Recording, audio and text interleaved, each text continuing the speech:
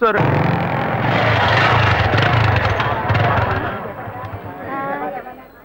మన ఇంట్లోనూ వయసుకు వచ్చే పిల్ల ఉంది కదా, ఇలా అడ్డమైన వాళ్ళందరూ ఇంటికి వచ్చి గొడవ చేస్తుంటే రేపు మన పిల్లని ఎవరు అడుగుతారండి? వీడొకడు వీధుల గొడవలని మీదికి తెస్తాడు. మా ఏంటమ్మా ఇంటి బయట జనం ఏంటి? రేయ్ ఆగరా అక్కడ. ఏంటి ఎవరు అమ్మాయి? అమ్మాయ్యా? ఏ అమ్మాయి? నువ్వు పెళ్లి చేసుకుంటానన్నావే ఆ అమ్మాయి. ఎవరొచ్చారు? ఎవరొచ్చారు? ఆ అమ్మాయి తండ్రి. ఆయన చేసిన గలాటాకి ఊరంతా ఇక్కడే పోగైంది. అసలు ఆయన ఎందుకు ఇక్కడికి వచ్చాడు? వాళ్ళ అమ్మాయిని బలవంత పెట్టొద్దనే నేను వెళ్ళి అడ్వైస్ చేసి వచ్చాను. ఇంతవరకు అమ్మాయిలు కూడా అంటూ లేనే లేదు. అది కూడా మొదలెట్టావు నువ్వు. ఇదిగో చూడు, వీడు మనల్ని ప్రశాంతంగా బతికినోడే మన నల్లని పెట్టడానికి కడుపును పుట్టాడు. ఊరికే నోటు పెట్టాడు మాట్లాడుకో. ఇంటికి వచ్చిన వాడు ఎలా తిట్టిపోయాడో తెలుసారా? నాకు ఊరేసుకొని చావాలనిపించింది. నాకు భయం వేస్తుంది శివ. నేనెవరో చూపిస్తానని బెదిరించి వెళ్ళాడు వాడు. నేనెవరో చూపిస్తానన్నాడా?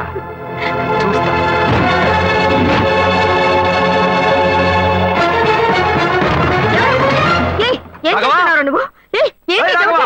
నువ్వు మా ఇంటికి చేసినందువల్లే మా ఇంటి ఆయన మీ ఇంటికి వచ్చి చెప్పారు. అన్నిటికంటే అది మా పిల్ల. దాన్ని మేము ఎవరికైనా ఇచ్చి పెళ్లి చేస్తాం, మా ఇష్టం. అది కాదనడానికి నువ్వెవరు? మీ పిల్ల మీ ఇష్టమా? మాలాంటి కుర్రాళ్ళు ఒక అమ్మాయిని చూసి మాట్లాడి ఇష్టపడి పెళ్లి చేసుకుందాం డిసైడ్ చేసుకుంటే, మీలాంటి పెద్దవాళ్ళు ఊళ్ళ నుంచి సొంత వాళ్ళు మేనమావని ఎవనో ఒకటి తీసుకొచ్చి బలవంతం పెళ్లి చేయిస్తారు. ఆ పెళ్లికి మేము వచ్చి కూర్చొని సన్నాయి మేడం వాయిస్తాం అనుకుంటున్నారా? తోలు తీస్తా. ఎక్కడ రాఘవ? ఏయ్ రాఘవయ్య, ఇటు రావయ్యా, ఇటు రావయ్యా, రా.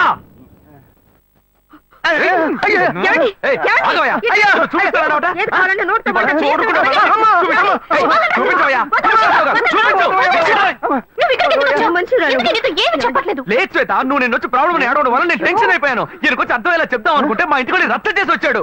మా నాన్న మామూలుగా నా గురించి మంచి చెప్తేనే నమ్మడు. ఈయన వెళ్ళి అమ్మాయి మ్యాటర్ అని చెప్పాడు. ఇక చెప్పాలా?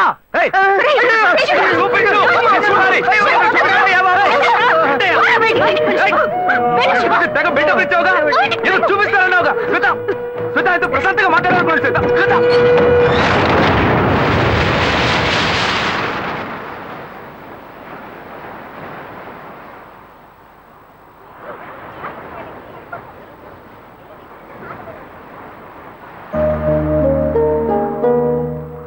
శివ, నీతో కొంచెం మాట్లాడాలి.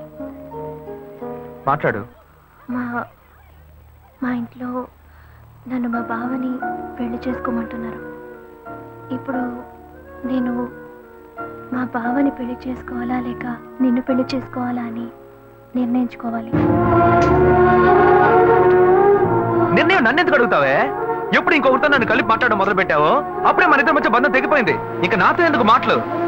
కోపడుకు శివ, నువ్వు ఇంకో అమ్మాయిని పెళ్లి చేసుకుని హాయిగా ఉండాలి, అదే నా ఆశ. ఏయ్, ప్రేమ అంటే నువ్వు మ్యాచింగ్ గా వేసుకునే బ్లౌజ్ అనుకుంటున్నావా?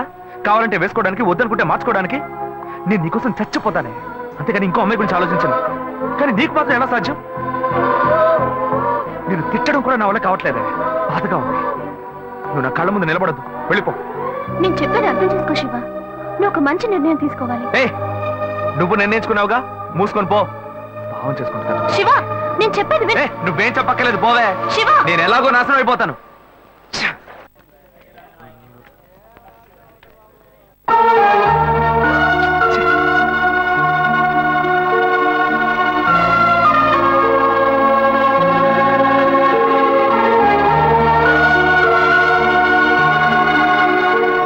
హలో హలో, నేను గాయత్రి మాట్లాడుతున్నా. అశోక్, నేను అజయ్ గారితో మాట్లాడాలి, ప్లీజ్ అశోక్.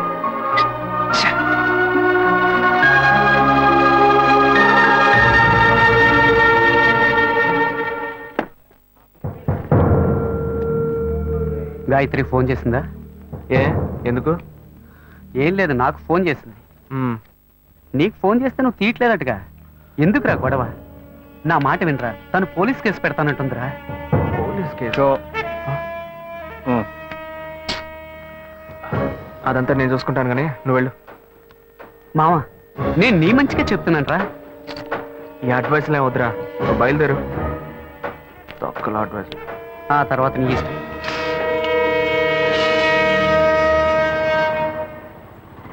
ఏం మోసం చేస్తున్నారు, భావం చేస్తున్నారు.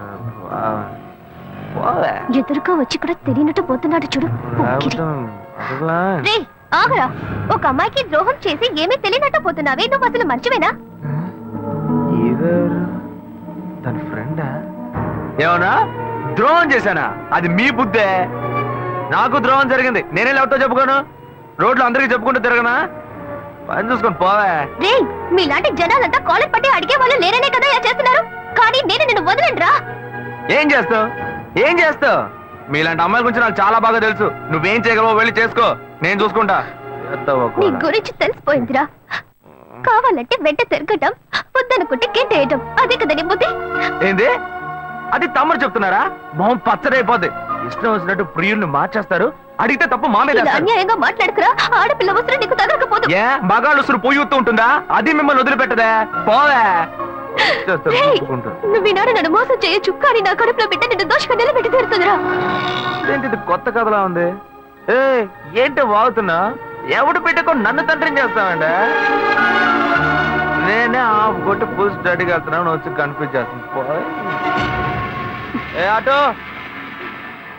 ఢిల్లీలో జరిగిన అఖిలపక్ష సమావేశంలో ఎలాంటి నిర్ణయం తీసుకోలేదని మంత్రి శ్రీధర్ బాబు తెలిపారు. నిన్న రాత్రి మల్కాజ్గిరిలో ఓ యువతి మరణం ఆ పరిసర ప్రాంతాల్లో కలకలం రేపింది. స్థానికంగా ఉన్న ఓ షాపింగ్ మాల్లో 8వ అంతస్తు నుంచి గాయత్రి అనే యువతి దూకి ఆత్మహత్య చేసుకుంది. ఈమె అదే భవంతిలో ఉన్న బట్టల షాప్ లో పనిచేస్తున్నట్టుగా తెలిసింది. ఈమె ఎందుకు ఆత్మహత్య చేసుకుందోనని పలు కోణాల్లో పోలీసులు తీవ్రంగా విచారణ చేస్తున్నారు. చనిపోయిన గాయత్రి కేరళ రాష్ట్రానికి చెందినదిగా పోలీసులు నిర్ధారించారు. ఈ వయసులో అసలు ఏం కష్టం వచ్చింది నా అమ్మాయి ఆత్మహత్య చేసుకుందో? ఈ కాలం పిల్లలకి ఆలోచన తక్కువ, ఆవేశం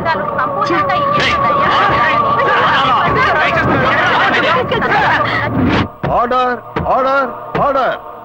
మీ తరఫున వాదించడానికి లాయర్ ఎవరైనా ఉన్నారా? నేనే ఒక లాయర్ అవడం వల్ల కొన్ని విషయాలు నేను వాదిస్తేనే నేను మీకు క్లియర్ గా చెప్పగలను.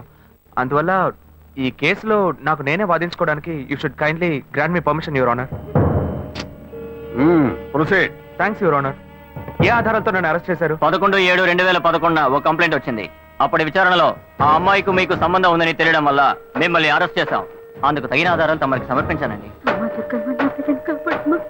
ఎవరో ఒకరు కంప్లైంట్ ఇచ్చారని ఒక లాయర్ కూడా చూడకుండా పోలీసులను అరెస్ట్ చేసి అవమానించారు. మన న్యాయవాద వృత్తికి ఇది ఒక కళంకం. ఆ విధంగా నువ్వు మాట్లాడకూడదు. నీ మీద నేరం పడింది. మిగతా వాళ్ళని నీతో కలుపుకుని మాట్లాడకూడదు. నీ మీద కంప్లైంట్ ఇచ్చింది ఎవరో కాదు, నీ తోడబుట్టిన సొంత అన్న. గడచిన 25 సంవత్సరాలుగా ఒకే ఇంట్లో ఒకే కుటుంబంగా కలిసి జీవిస్తున్నారు. నీ అన్నే నీ మీద నేరారోపణ చేసినప్పుడు దాన్ని ఎలక్షన్ చేయడం కుదరదు. అందుకనే కోర్టు ఈ కేసుని స్పెషల్ గా టేకప్ చేసింది. మిస్టర్ శివ, ఏ ఆధారంతో తన మీద మీరు కంప్లైంట్ ఇచ్చారు? ఆ అమ్మాయి ఆత్మహత్య చేసుకోవడానికి ముందు ఆ రోజు రాత్రి నాతో మాట్లాడింది. అప్పుడు నేను వేరే టెన్షన్ లో ఉన్నాను. ఆ అమ్మాయి ఎందుకు కోపంగా మాట్లాడిందో నేను కొంచెం కూడా ఆలోచించలేదు. ఆ అమ్మాయికి నాకు ఎటువంటి సంబంధం లేదు. ఇంతకుముందు ఆ అమ్మాయి నేను చూసింది కూడా లేదు. అప్పుడే ఆలోచించాను, ఒకవేళ నా తమ్ముడు అనుకుని నాతో మాట్లాడుంటుంది అని. వీడికి చాలా మంది అమ్మాయితో లింక్ ఉంది. ఆ అమ్మాయి చావుకి వీడే కారణం అని నాకు సందేహం వచ్చింది. నేనే వీడిని కొట్టి చంపేసి ఉండేవాడిని. కానీ వీళ్ళంటి ఎదవలకి మీరు వేసే శిక్ష అమ్మాయిల విషయాల్లో ఆడుకునే వాళ్ళకి ఒక భయాన్ని ఏర్పరుస్తుంది. అందుకే పోలీసులు కంప్లైంట్ ఇచ్చారు. మొదట్లో వాళ్ళు నమ్మలేదు. ఆ తర్వాత ఎంక్వైరీ చేసి ఆ అమ్మాయి ఇంట్లోంచి ఫోటోలు, వీడిచ్చిన గ్రీటింగ్ కార్డ్స్ దొరికిన తర్వాతే వీడిని అరెస్ట్ చేశారు. ఆ ఫోటో వల్లే దొరికిపోయానా? లేదు, ఒక చిన్న డౌట్ వచ్చి అడుగుతున్నాను. ఆ ఫోటోలో ఉండేది నేనే అయి ఉండాలా ఏంటి?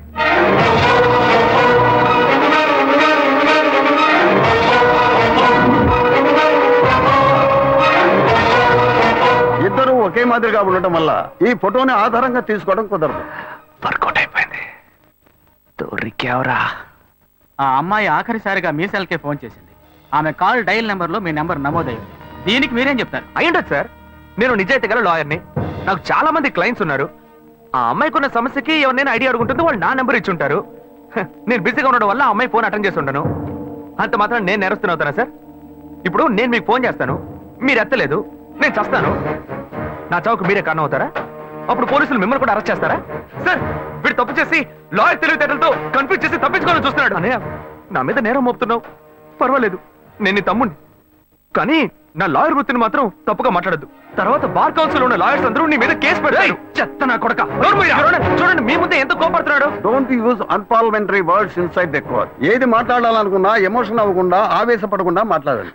నా తోబుట్టు అయినందువల్ల ఈ కేసు తీసుకున్నామని చెప్పారు. మా ఇద్దరిని కన్నా పేరెంట్స్ ని పిలిచి అడగండి సార్. వాళ్ళని చెప్పనివ్వండి. ఆ తర్వాత నాకు ఉరిశిక్ష వేసినా ఆనందంగా స్వీకరిస్తాను. అయ్యా, నా బిడ్డలిద్దరూ దుర్మార్గులు కారండి. నా కడుపులో ఒకటిగా ఉన్నవాళ్ళు ఇప్పుడు పాము ముంగిసెల్లా తెగ కొట్లాడుకుంటున్నారు. చిన్నతనం నుంచి చిన్నాన్ని చూస్తే పెద్దవాడికి అస్సలు పడదు. ఇంట్లో కొట్లాడుకుంటుంటే మేం విడదీస్తుంటాం. ఇప్పుడు కోర్టు దాకా వచ్చారు. నా బిడ్డ ఏ తప్పు చేయలేదండి. పెద్దోడు ఎందుకు ఇలా చేశాడో తెలీదు.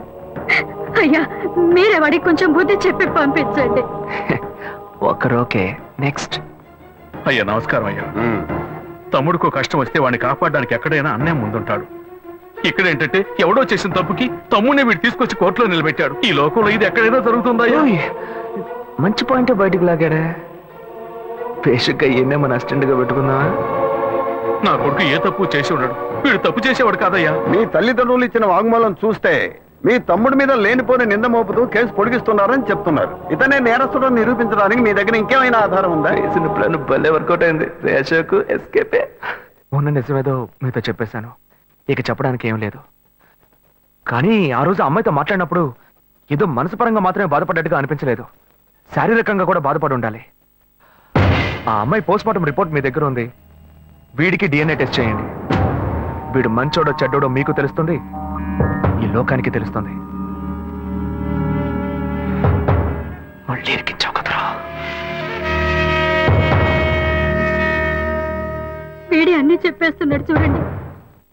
శివ చెప్పిన విషయాన్ని కోర్టు ఆమోదించి నేరం మోపబడ్డ అశోక్ కుమార్ కి DNA టెస్ట్ చేయించి ఆ రిపోర్టు కోర్టుకు సమర్పించేలా చూడాలని, అంతవరకు అశోక్ కుమార్ విన్నపాన్ని అంగీకరించి అతన్ని కండిషనల్ జామీనుపై విడుదల చేసేందుకు ఈ కోర్టు ఉత్తర్వులు ఇస్తోంది. This court is urgent.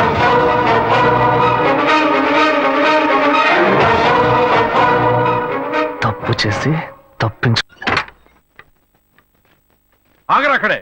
తోట పుట్టిన వాడిని పోలీసులకు పట్టించి కోర్టు బోన్లో నిలబెట్టి కుటుంబం మర్యాద మంట కలిపి ఇక్కడికి ఎందుకు వచ్చావరా? మన మధ్య బంధమే లేదు. పోరా బయట. వెంకటాచలం, అది నువ్వు చెప్పకూడదు. చచ్చిపోయిన మీ బాబు వచ్చి చెప్పాను. ఎందుకంటే ఆయన సంపాదించుకోండి ఇల్లు ఇది.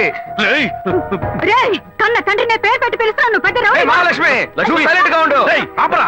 నువ్వు ఆపోయా. నేను చూస్తూనే ఉన్నాను. కోర్టులో అందరూ వాడి సపోర్ట్ గా సాక్ష్యం చెప్పారు. ఏదో వాడు మంచోడు అన్నట్టు, నేను చెడ్డోడు అన్నట్టు ఏమనుకుంటానయ్యా? వచ్చారు చూడు నీ పుత్ర రత్నం. ఏం అవతారంలో వచ్చాడో చూడు. వాడిని నమ్ముతారేంటయ్యా? వాడేం చేస్తాడ్రా? ఒక పగవాడిలో సొంత అన్నయ్య ఇలా చేస్తే వాడి మనసు ఎలా తట్టుకుంటుంది? పిచ్చ డైలాగ్ అందించాడు. నిజమేనన్నా, నిజమే. నేను ఫుల్ గా తాగాను. నా మొహం చూడండి నాన్న. ఎప్పుడు పాలు మాత్రమే తాగి నేను ఇప్పుడు బ్రాండీ తాగానంటే ఏ మనసు తట్టుకోలేకపోతుంది.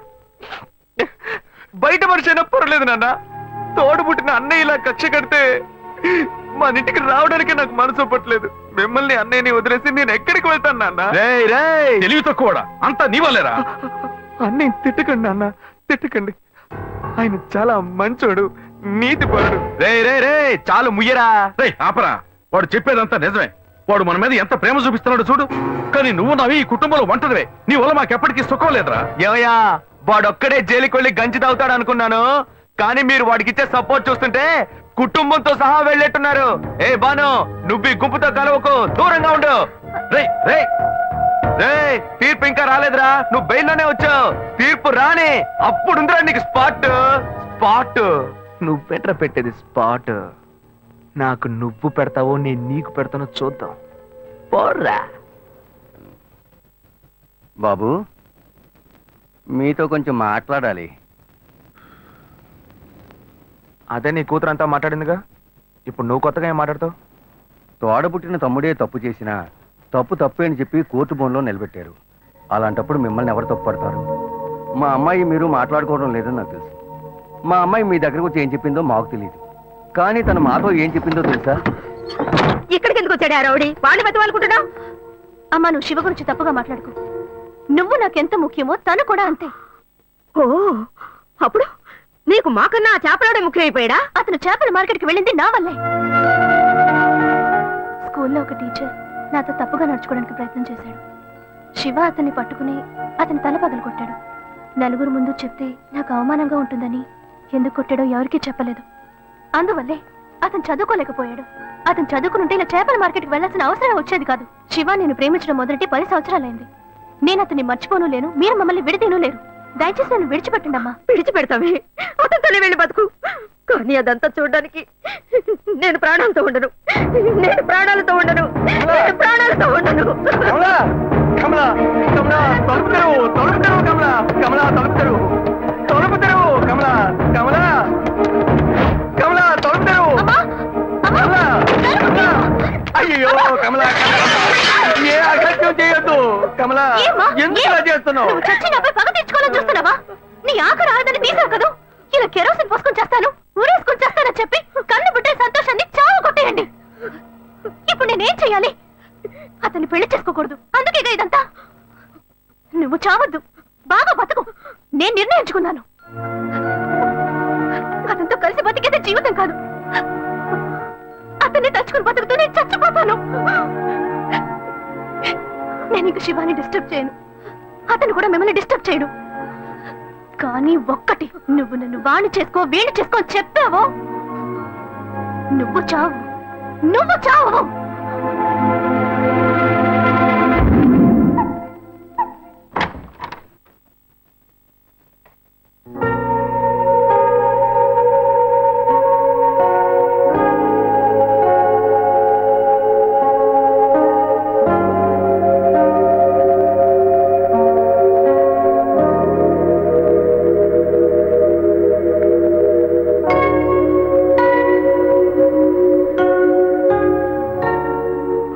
మీ నాన్న వచ్చి చెప్పిన తర్వాతే అంతా తెలిసింది. నన్ను క్షమించు శ్వేత. శివ